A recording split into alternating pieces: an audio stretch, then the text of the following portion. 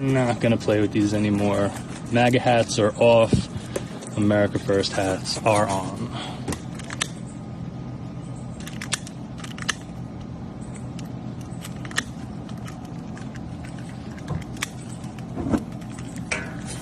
Burn, baby, burn.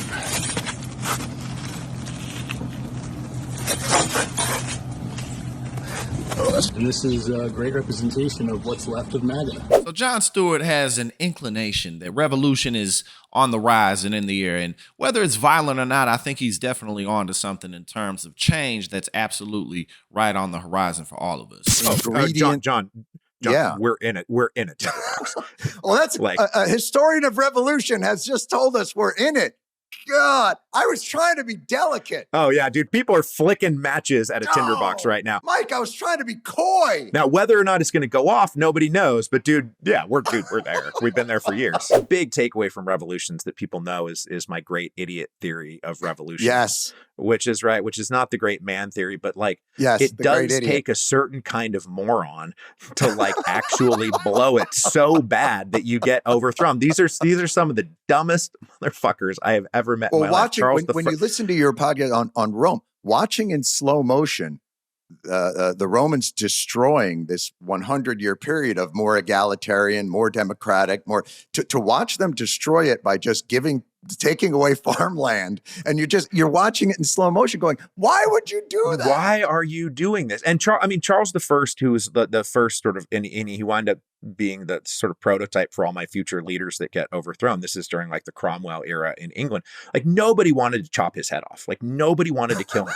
I know. They just wanted some reform. All they wanted was like, we just want Parliament to control the budget and maybe like have a veto over War and Peace. And we're not looking to decapitate. Yeah, like I can't do that. So like they had to chop his head off. We are engaged in Robin Hood in reverse, this body of stealing from the poor in order to give to the rich. This massive transfer of wealth from the bottom to the top. Yeah, this is socialism for the rich. And when the people hear about it, guess what? They don't like it. Democrats and Republicans and independents, when the people hear about what's in this big, ugly bill, they don't like it. And that's why the folks on the other side are trying their best to fast track it. That's why they're trying to pass it, and they haven't even finished writing it. They're twisting themselves in knots, making their members walk the plank under the threat of a primary to pass this big, ugly bill. The American people do not want to rob our children of food and health care and then burden them with trillions in debt to give billionaires and wealthy corporations another tax cut. The people do not want this bill.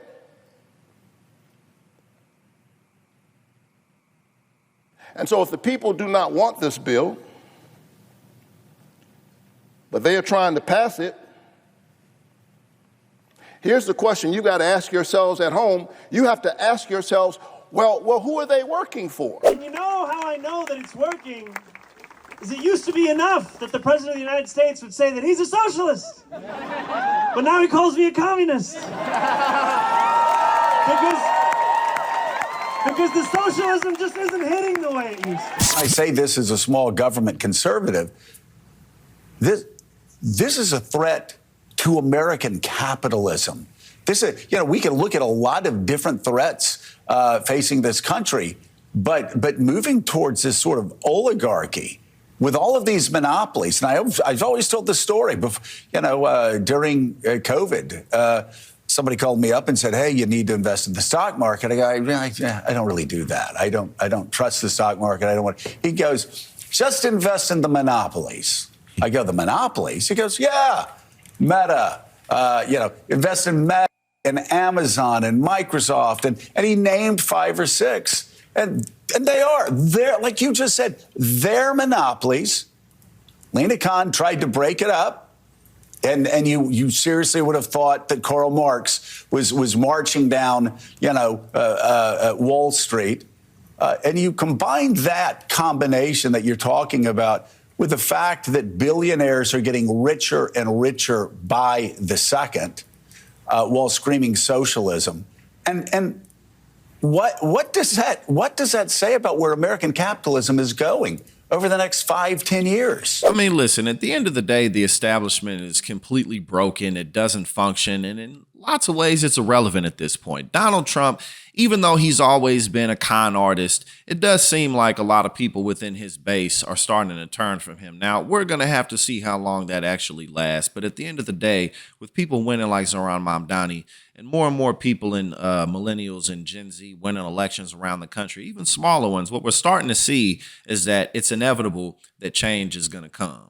And that's how life works anyway. That's how society functions regardless. But one of the things that I always point out is that so many of the people who are in positions of power in this country politically are in their 80s, late 70s. Their time is come and gone. There's really not much standing in the way for all of us to come together and really make a difference, particularly if we focus right in our cities and our backyards. I think oftentimes we get a little too caught up with trying to get sweeping changes across the country. And if we can do that, we can. But it's a lot easier and better for us to focus on our backyards because that's where things like universal basic income, expansions to Medicaid, and different types of progressive policies often take place. So I encourage everybody to get more involved with their local political process, but also take advantage of the coming midterm elections because the Republican Party really is not in a good position right now. They don't have anything to sell. Donald Trump has broken all of his campaign promises, and everything that he's doing is just sending this country over the edge. So definitely keep your heads up and do what you got to do.